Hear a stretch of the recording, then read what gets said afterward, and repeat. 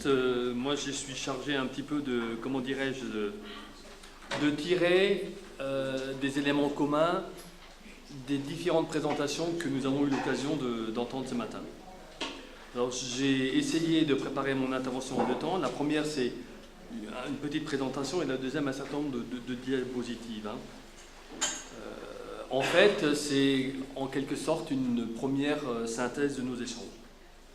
Je voudrais aussi remercier Gilbert Kostner qui m'a donné un coup de main et qui n'a pas pu être là aujourd'hui. Donc d'abord, à la fois tirer du commun à partir de l'histoire, de notre analyse, mais aussi peut-être dans notre volonté de contribuer à la définition d'objectifs communs. Et je pense que d'ailleurs on a déjà quelques pistes de travail. Ce qui nous rassemble aujourd'hui a, de mon point de vue, une dimension qui touche tout le continent européen dans la grave crise qu'il traverse.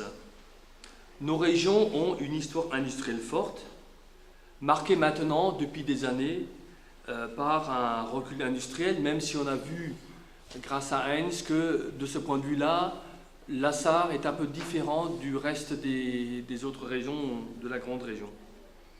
Un seul chiffre pour montrer un peu aussi la réalité locale qui est la nôtre, c'est que la Lorraine a perdu en près de 10 ans 50 000 emplois industriels. Voilà. Ce constat de recul de l'emploi industriel avec les attaques contre les statuts et contre le statut du travail a conduit, et il faut le souligner, pour la première fois a conduit donc des fédérations industrielles regroupées dans le cadre de l'ACES à appeler à une semaine d'action pour défendre à la fois l'industrie en tant que telle et l'ensemble des emplois industriels et des revendications des salariés. Donc peut-être quelques éléments assez rapidement sur ce qu'il y a de commun dans nos situations. Et d'abord un constat, les modifications profondes que nous avons rencontrées dans les 30 dernières années, ce sont des modifications qui ont été synonymes de destruction et qui ont cassé, y compris des concentrations ouvrières, des concentrations de salariés qui ont marqué par leur histoire, par leur implication dans la vie sociale, dans la vie municipale, l'ensemble du tissu et de la vie économique et sociale de la région. Si un certain nombre de municipalités ont eu des mairies communistes, c'est parce que aussi il y avait de ce point de vue-là des concentrations ouvrières, des concentrations de mineurs dans cette région-là. Alors voilà, qu'est-ce que nous avons peut-être en commun? D'abord, beaucoup d'historiens considèrent que cet espace transfrontalier a été en quelque sorte le berceau de la sidérurgie en Europe. Et à partir de la moitié du XIXe siècle, la vie économique de ces régions a été marquée par la sidérurgie, par son évolution et par ses transformations profondes. Jusqu'au milieu des années 70, c'est là qu'on a connu l'apogée de la production d'acier. Et contrairement au charbonnage qui a totalement disparu, il faut dire aujourd'hui qu'il nous reste encore quelques sites sidérurgiques conséquents, on les a vus tout au long de la matinée, et qui effectivement, à l'exception d'Allemagne, on constate quand même que ArcelorMittal exerce une situation de quasi-monopole sur finalement l'ensemble de l'espace sidérurgique de cette grande région. Il recoupe donc en quelque sorte sur le même toit des territoires régionaux différents. Deuxième constat, depuis la création de la communauté économique du charbon et de l'acier, tous les États membres en tant que tels, mais aussi après l'Europe en tant qu'institution autonome, ont contribué, ont joué un rôle important, un rôle stratégique dans l'évolution de la production, ou plutôt dans la destruction de l'outil de production. Destruction naturellement de l'outil de production qui s'est accompagnée également de destruction massive d'emplois, comme on l'a déjà souligné. De ce point de vue-là, toutes les politiques publiques et européennes ont favorisé, ont accompagné, voire même accéléré les restructurations que nous vivons. Ont favorisé la valorisation du capital au détriment de l'intérêt des salariés et de la population. Comme on l'a aussi entendu, c'est que je pense que sur l'ensemble des régions, on voit bien, et notre camarade belge l'a précisé de façon très claire, qu'on est sur des logiques qui sont pilotées par des critères financiers et non plus par des critères de production ou de réponse aux besoins de production. Une autre peut-être caractéristique commune, et là je parlerai volontiers de nos hommes politiques français, mais je pense que dans d'autres pays on peut avoir le même type de comportement éminemment dangereux, c'est que nous avons des responsables politiques, notamment français, qui, dans la situation de crise qui est la nôtre, cherchent à opposer certaines unités de production d'un pays contre une autre unité de production située naturellement dans un autre pays. Je veux prendre un exemple, PSA, où effectivement le ministre chargé de la production, Montebourg, a dit qu'effectivement PSA faisait un choix désastreux en décidant de former Aulnay. Il aurait plutôt eu intérêt à fermer Madrid. Mais je considère pour ma part que des forces progressistes ont l'obligation politique et morale de combattre très très fortement ce type de positionnement qui s'oppose à la construction d'une alternative et de mobilisation commune sur l'ensemble de nos territoires et finalement sur l'ensemble de l'Europe.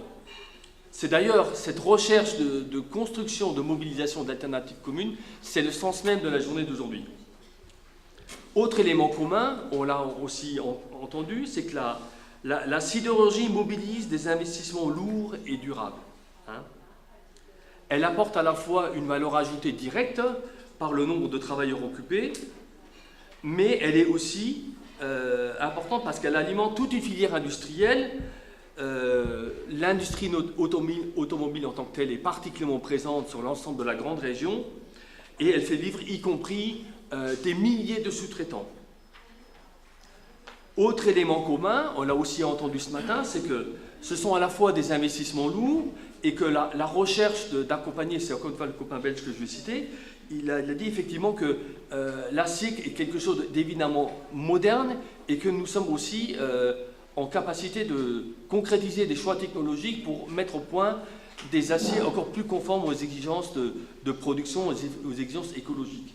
Et de ce point de vue-là, l'outil industriel, même s'il est encore sur l'ensemble de notre territoire éminemment performant, a besoin de réfléchir à des investissements supplémentaires et donc a besoin de réfléchir à comment mobiliser, quel financement mobiliser pour améliorer le développement et l'amélioration de l'outil. Autre élément commun, c'est que la quasi-totalité de nos entreprises ont des fournisseurs qui sont directement reliés sur la mer du Nord, en fait de Dunkerque pour les uns, des grands ports belges pour les autres. Constat aussi éminemment important, c'est le coût des matières premières. Alors il y a une diapositive qui va suivre. Là, peut-être celle-ci, simplement, c'est pour montrer qu'effectivement, je n'y reviens pas, on l'a déjà dit, le poids dominant d'ArcelorMittal. Continue, s'il te plaît. Alors, on continue encore. Encore. Vas-y. Vas-y. Vas-y. Encore. Voilà, celui-ci. Vous voyez effectivement, hein, sur le coût de la main-d'œuvre représente à peine 10% d'un coil, donc une bobine. Hein, et que effectivement, c'est les matières premières qui représentent un coût considérable dans le produit fini.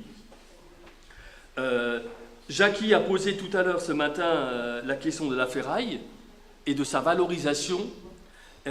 Finalement, ce qu'on constate, c'est que la valorisation de la ferraille est une préoccupation commune à l'ensemble de la grande région.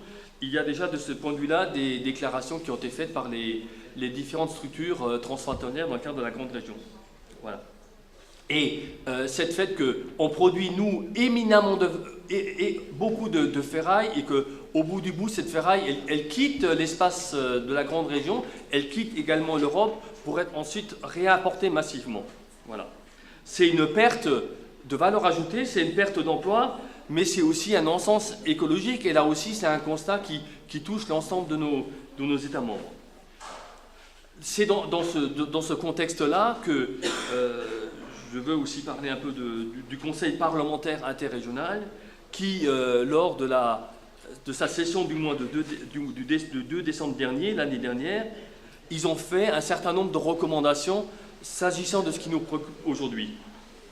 Recommandations qui associent à la fois les préoccupations exprimées par le patronat en matière d'attractivité et de compétitivité, mais en même temps, ce Conseil interrégional, devant la force des difficultés et devant leur impact pour l'avenir même des régions, il est quand même obligé de tenir compte de la crise et des exigences qui sont imposées. La résolution adoptée, je exprime de façon ouverte, je cite, « Il faut améliorer le contrôle sur les entreprises ». Mais en même temps, un peu plus loin, je cite toujours, « dans le respect du droit de la propriété ». Et là, on voit bien, me semble-t-il, que cette question de contrôle des entreprises, contradiction avec le droit de propriété, est quelque chose qui traverse toutes les situations que nous avons évoquées. Autre élément commun, c'est... moi, je ne suis pas sidérurgiste, mais je pense que ce qu'on peut dire, c'est que tous les sites aujourd'hui menacés, que ce soit en Belgique, au Luxembourg ou en France, sont des outils industriels performants, sont des outils qui ont montré leur efficacité et qui résistent à toutes les critiques du point de vue de l'efficacité industrielle. La seule chose qu'on leur reproche, c'est d'être des outils qui ne distribuent plus assez de dividendes au regard des exigences de rentabilité fixées par l'actionnaire principal.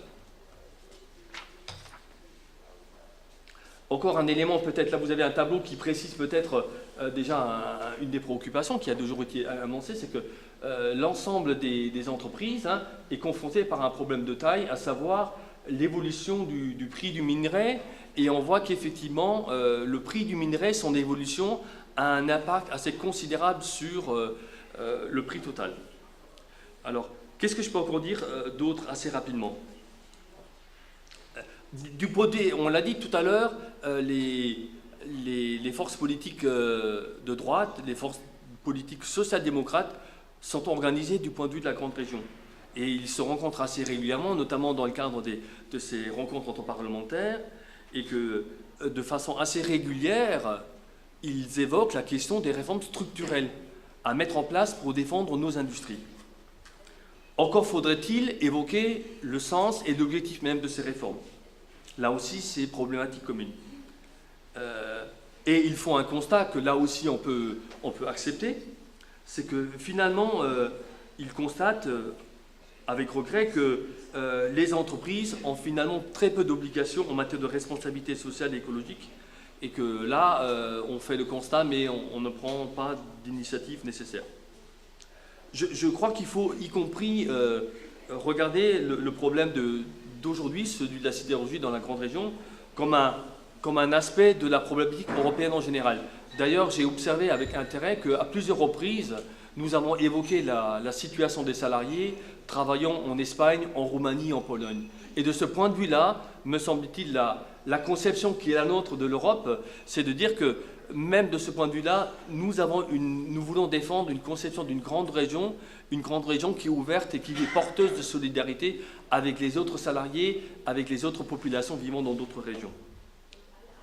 En effet, la crise que connaît la sidérurgie est révélatrice de la crise de sa nature, est révélatrice de la crise du capitalisme et de sa nature profonde, qui trouve vraiment son origine, et là aussi, on l'a dit à plusieurs reprises, dans l'exigence d'un capitalisme mondialisé de plus en plus vorace et de plus en plus prédateur. Au nom de la compétitivité et de la recherche de marge maximum, une véritable guerre idéologique est menée pour rechercher à diminuer le coût du travail, et cela dans tous les pays. Alors peut-être pour aller, aller vers la conclusion, donc voilà, assez rapidement. Conclusion, c'est que le poids d'Arcelor dans l'ensemble de la région est important, il est en situation de monopole. Il y a une petite singularité que Heinz Birnbaum a rappelé, c'est que dans des diapositives précédentes, mais je n'y reviens pas, ce qu'on peut constater quand même, c'est que le Luxembourg, la Belgique et la France sont concernés par des baisses importantes de volume de production, et l'Allemagne fait, de ce point de vue-là, est dans une situation un peu différente. Donc le poids relativement conséquent des matières premières dans le prix de revient et l'urgence d'autres choix stratégiques. Et vous me permettrez de conclure en paraphrasant Jaurès qui disait, s'agissant de la République sociale qu'il souhaitait, il évoquait la nécessité pour les exploités, c'est-à-dire les salariés, que ces exploités-là deviennent souverains à l'entreprise, comme les citoyens sont censés l'être dans l'ordre politique. À nous peut-être de poser les questions, les solutions pour construire cette souveraineté de l'outil de travail, à la fois pas simplement dans l'espace de l'entreprise, dans l'espace du pays, mais peut-être y compris dans l'espace européen. Voilà, je vous remercie.